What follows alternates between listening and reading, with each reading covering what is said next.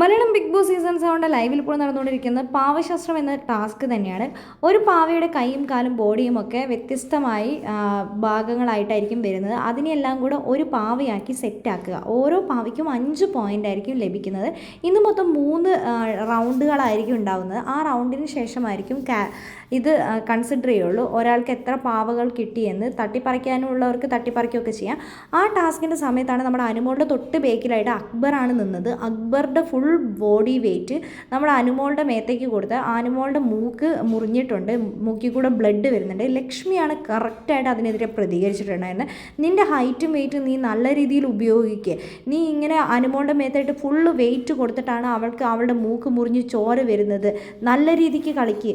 ഈ big boss വീട്ടിൽ ഏറ്റവും നികൃഷ്ടമായ രീതിയിൽ നീ മാത്രമാണ് ഗെയിം കളിക്കുന്നത്.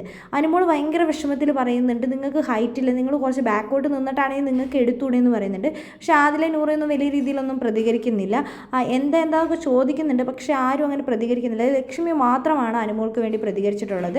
നീ ഇങ്ങനെ മനുഷ്യന്മാരെ ഉപദ്രവിച്ചിട്ട് നീ ഈ ബിഗ് ബോസ് വീടിൻ്റെ കപ്പും കൊണ്ട് പോകാനാണെങ്കിൽ നീ പൊയ്ക്കോ, പക്ഷേ നീ എവിടെ എത്തില്ല എന്ന് അനുമോൾ ഭയങ്കര വിഷമത്തോടെ പറയുന്നുണ്ട്. പക്ഷേ ഇതൊരു ടാസ്ക്കാണ്, ഞാൻ എനിക്ക് ഇഷ്ടമുള്ളതൊക്കെ ചെയ്യും, നിങ്ങൾ വേണമെങ്കിൽ അവിടെ പോയി നിൽക്കും ഇവിടെ പോയി നിൽക്കും എന്ന് പറയുന്നുണ്ട് അക്ബർ. എന്നിട്ട് ഇപ്പുറത്തെ സൈഡിലായിട്ട് വന്നിട്ട് നമ്മുടെ അനീഷേൻ്റെ തൊട്ട് പുറകിലാണ്. അനീഷേണ്ണ ഒരുപാട് പാവകൾ കിട്ടിയെന്ന് പറഞ്ഞിട്ട് അതിലേക്ക് നൂറയ്ക്ക് ഒട്ടും സഹിക്കുന്നില്ല. അനീഷേണ്ണ അതിന് പറയുന്നുണ്ട്. കാരണം അനീഷേണ്ണ മാത്രം ബിഗ് ബോസ് വീട്ടിൽ എന്ത് കിട്ടിയാലും അത് ആർക്ക് സഹിക്കില്ല.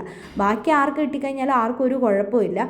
ഇന്നലെയൊക്കെ ആണെങ്കിലും ആര്യനും അക്ബറിനൊക്കെ കുറേ പോയിന്റ് കിട്ടിയപ്പോൾ ആർക്കും ഒരു പ്രശ്നമില്ല.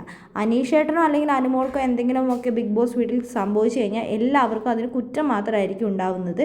ഇതിപ്പോൾ അനുമോൾക്കെതിരെ ലക്ഷ്മി നല്ല രീതിയിൽ തന്നെ അക്ബറിനെ നിർത്തി പൊരിച്ചിട്ടുണ്ട്. പറയാതിരിക്കാൻ വയ്യ. ലക്ഷ്മി അടിപൊളിയായിട്ട് തന്നെ നന്നായി പ്രതികരിക്കുന്നുണ്ട്.